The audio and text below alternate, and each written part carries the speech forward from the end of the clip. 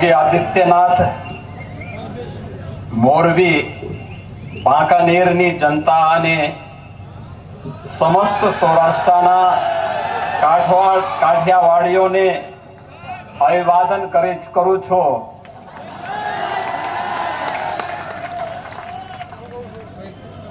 आज के इस गुजरात विधानसभा चुनाव में बांकानेर विधानसभा क्षेत्र से भारतीय जनता पार्टी के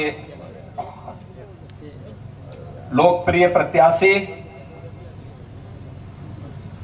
श्री जीतू भाई सोमानी जी, मोरबी विधानसभा क्षेत्र से भारतीय जनता पार्टी के लोकप्रिय प्रत्याशी और कई बार जिन्हें गुजरात विधानसभा क्षेत्र में प्रतिनिधित्व करने का अवसर मिला है, श्री कांति भाई अमृतिया जी, राजकोट के लोकप्रिय सांसद श्री मोहन भाई कुंडारिया जी, उत्तर प्रदेश सरकार में मेरे सहयोगी मंत्री श्री दयाशंकर सिंह जी, लोकप्रिय सांसद चित्तौड़गढ़ श्री सीपी जोशी जी, जिला प्रमुख पंचायत राजकोट श्री भूपत भाई बौदर जी, जिला अध्यक्ष भारतीय जनता पार्टी मोरबी श्री रणछोड़ भाई दलवाड़ी जी, बांकानेर स्टेट के महाराज केसरी देव सिंह जी, भानु भाई मेहता जी, नागदान भाई चावड़ा जी,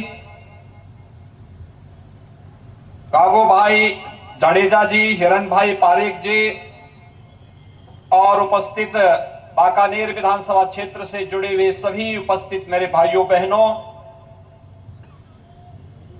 मैं उत्तर प्रदेश की धरती से आया हूं। आप सब जानते हैं उत्तर प्रदेश मर्यादा पुरुषोत्तम भगवान श्री राम की पावन जन्मभूमि का प्रदेश है। उत्तर प्रदेश भगवान श्री कृष्ण की पावन जन्मभूमि का प्रदेश है और उत्तर प्रदेश बाबा विश्वनाथ का पावन धाम का प्रदेश है। मां गंगा और मां यमुना का आशीर्वाद जिस प्रदेश में निरंतर बना रहता है और उस प्रदेश की धरती से आज मुझे भगवान कृष्ण, राष्ट्रपिता महात्मा गांधी, लौह पुरुष सरदार वल्लभ भाई पटेल, दुनिया के सबसे लोकप्रिय नेता, भारत के यशस्वी प्रधानमंत्री आदरणीय श्री नरेंद्र मोदी जी के इस पावन गुजरात की धरती में आप सबसे संवाद करने का अवसर प्राप्त हो रहा है। भाइयों बहनों, मैं इस अवसर पर आप सबके प्रति हृदय से अभिवादन करता हूं। विगत दिनों मोरबी में झोलता पुल में हुई दुर्घटना में जिन लोगों ने अपने परिजनों को, निकट संबंधियों को खोया है, उन सब के प्रति अपनी विनम्र श्रद्धांजलि अर्पित करते हुए उन सभी काल कलवित हुए दिवंगत जनों के प्रति विनम्र श्रद्धांजलि अर्पित करते हुए ईश्वर से उनकी आत्मा की शांति की कामना भी करता हूं। भाइयों बहनों, पूरा देश इस घटना में मोरबी की जनता के साथ में खड़ा हुआ। आदरणीय प्रधानमंत्री जी ने मार्गदर्शन दिया। रात दिन जिस रूप में कार्य हुआ, श्री कांति भाई अमृतिया जी जैसे कार्यकर्ताओं ने अपनी जान में जोखिम में डाल करके एक एक व्यक्ति की जान को बचाने के लिए वहां पर कार्य किया था। और भाइयों बहनों,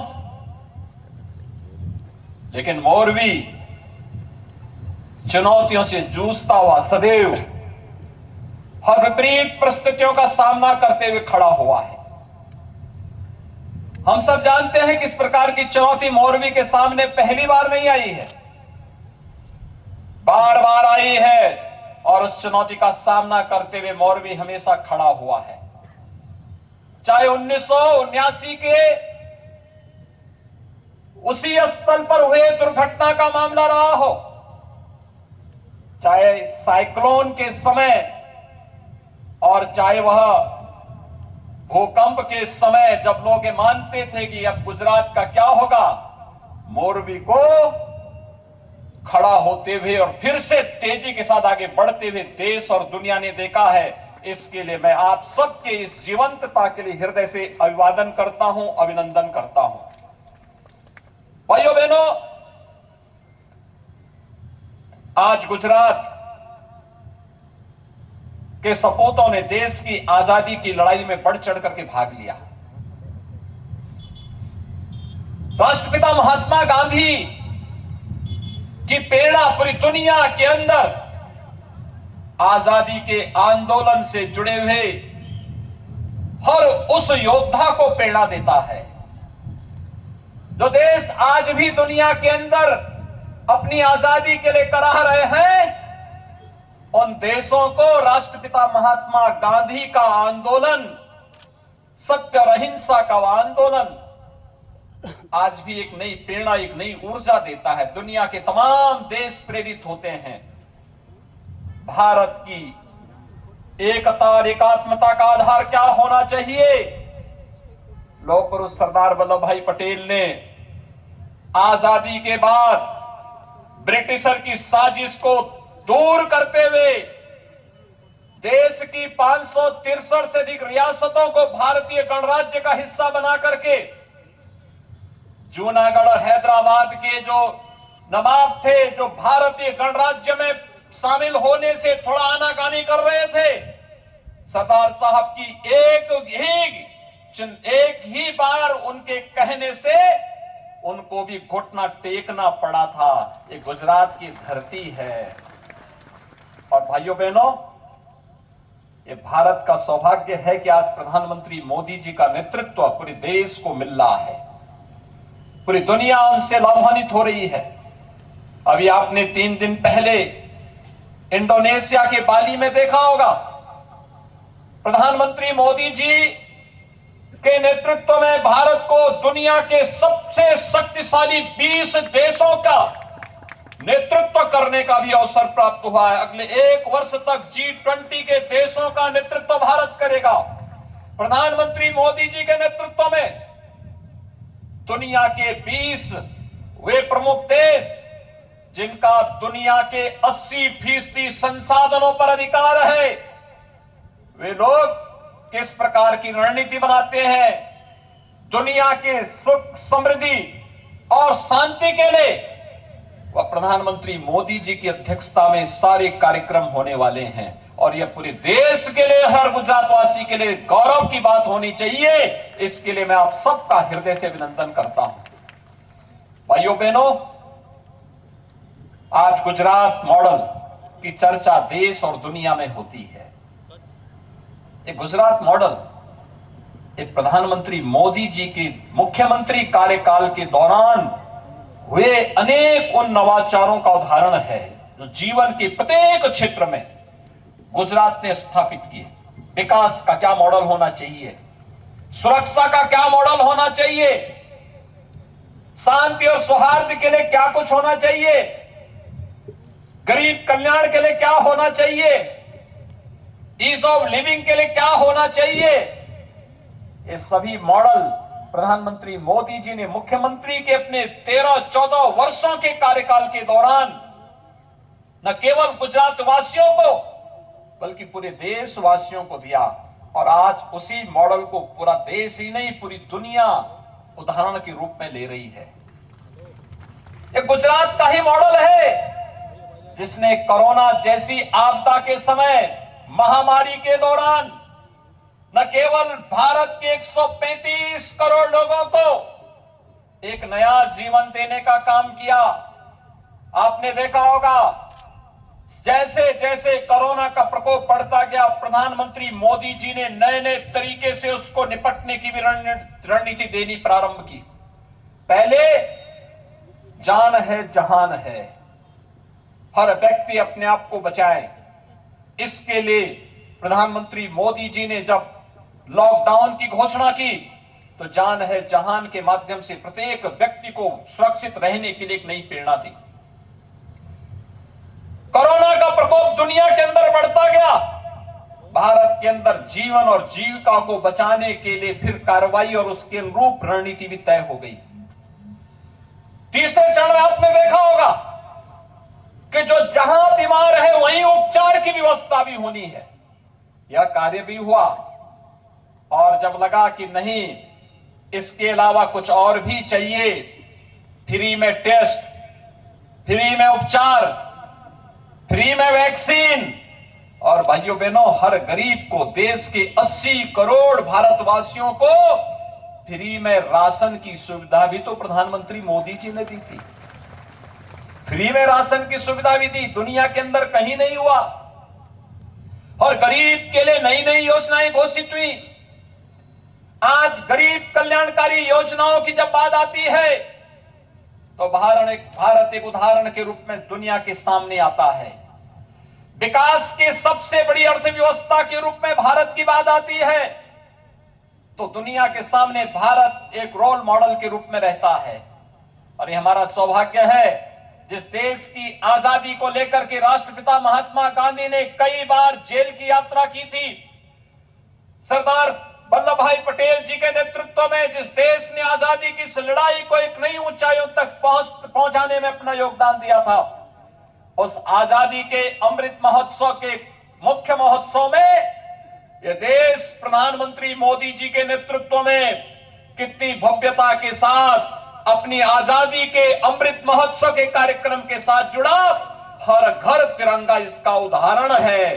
भाइयों बहनों, 1947 में कांग्रेस ने हो सकता है कि हमारे घरों में भारत के आन मान शान के प्रतीक तिरंगा को फहराने में चूक की होगी, लेकिन आजादी का अमृत महोत्सव कैसे होना चाहिए, ये प्रधानमंत्री मोदी जी ने देश की आजादी के 75 वर्ष पूरे होने के बाद उस कार्यक्रम को आगे बढ़ाया। आज तो मैं आपसे कहने के लिए आया हूं कि भाइयों बहनों, भगवान श्री कृष्ण कभी मथुरा छोड़ करके द्वारिका में आए थे। द्वारिका उनका धाम बना, एक तीर्थ बन गया। आज गुजरात में भगवान सोमनाथ मंदिर के पुनरुद्धार के साथ ही आज उसका भव्य रूप जब देखने को मिलता है, द्वारिका के भव्य स्वरूप को सामने लाने का कार्य होता है।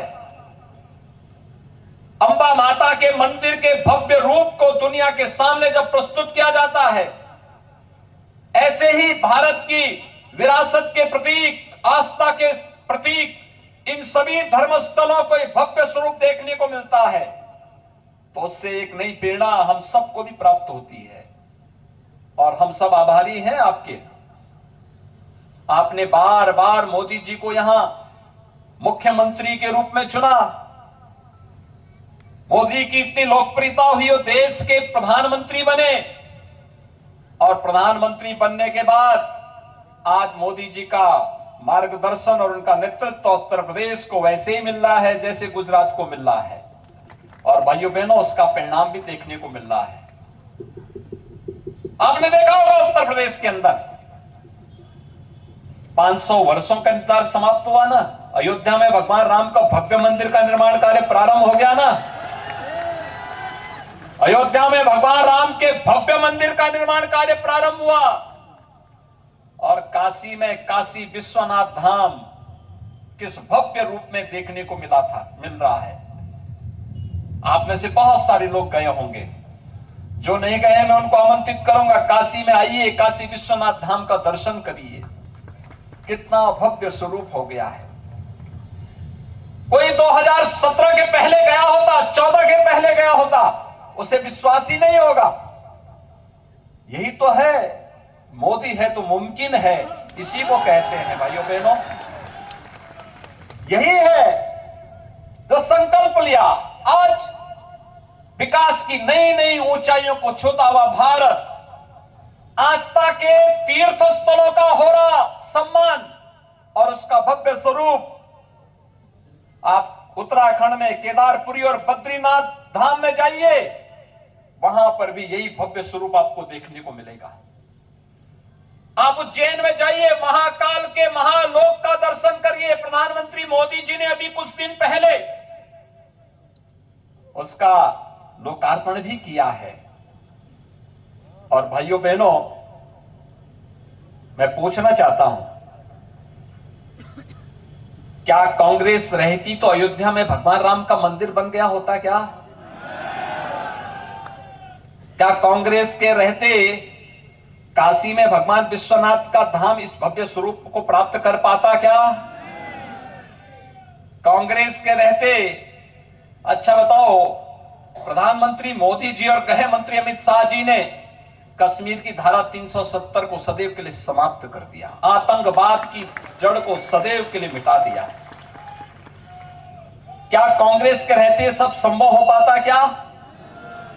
जब भाइयों बहनों, कांग्रेस न आपके सुख दुख में सहभागी बन सकती है, कांग्रेस न आपकी आस्था का सम्मान कर सकती है, कांग्रेस न देश की सुरक्षा कर सकती है, कांग्रेस न वैश्विक मंच पर भारत को प्रतिष्ठा दिला सकती है, कांग्रेस भारत को दुनिया की सबसे बड़ी अर्थव्यवस्था के रूप में भी स्थापित नहीं कर सकती है। और कल तो मैं एक बड़ा मजेदार देख रहा था। कल कांग्रेस के एक मंच पे राष्ट्रगान हो रहा था, राष्ट्रगान के दौरान फिल्मी गीत बजने लग गया। ये तो इनकी राष्ट्रभक्ति है। राष्ट्रगान का भी सम्मान नहीं कर सकते। भाइयों बहनों, राष्ट्रपिता महात्मा गांधी जी ने एक बात कही थी आजादी के बाद कि कांग्रेस को विसर्जन कर देना चाहिए। और राष्ट्रपिता की उस संकल्प को पूरा करने का समय लगता है, समय आ गया है समय। और इसीलिए गुजरात में कोई संदेह नहीं, आज डबल इंजन की सरकार जिस तेजी के साथ कार्य कर रही है, प्रधानमंत्री मोदी जी का नेतृत्व है, उनका मार्गदर्शन है, भूपेंद्र भाई पटेल जिस मजबूती के साथ यहां कार्य कर रहे हैं, इसको देखते हुए मोरबी की हर सीट भारतीय जनता पार्टी के चुनाव चिन्ह कमल के फूल की तरफ जाना चाहिए। और भाइयों बहनों, यही संकल्प लेने के लिए आज मैं आपके पास आया हूं, आपसे कहने के लिए आया हूं।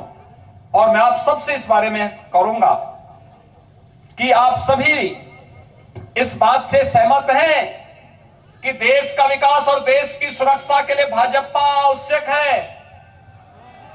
आप मानते हैं देश की सुरक्षा, देश की आस्था का सम्मान ये केवल भारतीय जनता पार्टी और प्रधानमंत्री मोदी जी के द्वारा ही संभव है। आप मानते हैं ना? सभी लोग मानते हैं। भाइयों बहनों, आप सबसे मैं अपील करूंगा, अगर आप ये मानते हैं तो मैं आप सबसे अपील करूंगा कि हमारे बांकानेर से भारतीय जनता पार्टी ने एक जुझारू कर्मठ कार्यकर्ता को, बहुत पुराने कार्यकर्ता हैं, विचारधारा से जुड़े हुए कार्यकर्ता हैं, जीवन पर्यंत एक निष्ठा के साथ अपने राष्ट्रवादी विचारधारा का समर्थन करते हुए, उसका अनुसरण करते हुए उन्होंने पूरा जीवन जिया है। ऐसे श्री जीतू भाई सोमानी को बांकानेर विधानसभा क्षेत्र से भारतीय जनता पार्टी ने प्रत्याशी बनाया है। मोरबी से भारतीय जनता पार्टी ने श्री कांति भाई अमृतिया जी को अपना प्रत्याशी बनाया है। भाइयों बहनों, चुनाव के दौरान प्रत्याशी के लिए बहुत कठिन होता है कि हर घर जा सके। एक एक कार्यकर्ता को प्रत्याशी स्वयं बनना होता है। और मेरी आप सबसे अपील होगी, ये लड़ाई वास्तव में राष्ट्रवाद बनाम राष्ट्र विरोध का है, विकास बनाम विनाश का है, राष्ट्रवाद बनाम आतंकवाद का है, देश के सम्मान बनाम देश का विरोध करने वालों के बीच में हो जाता है। और गुजरात से ज्यादा इसको कौन समझ सकता है। और इसलिए मेरी आप सबसे अपील होगी कि भारतीय जनता पार्टी के इन सभी प्रत्याशियों को कमल चुनाव चिन्ह पर भारी बहुमत से विजयी बनाने की अपील आप सबसे करने के लिए मैं आया हूं। आप सभी सहमत हैं? सभी लोग सहमत हैं? दोनों हाथ उठा करके मेरे साथ आप सभी बोलेंगे, दोनों हाथ उठा करके, जय जय जय गरवी गुजरात, जय जय जय गरवी गुजरात, हर हर महादेव, जय श्री कृष्णा, जय श्री राम, जय जय श्री राम।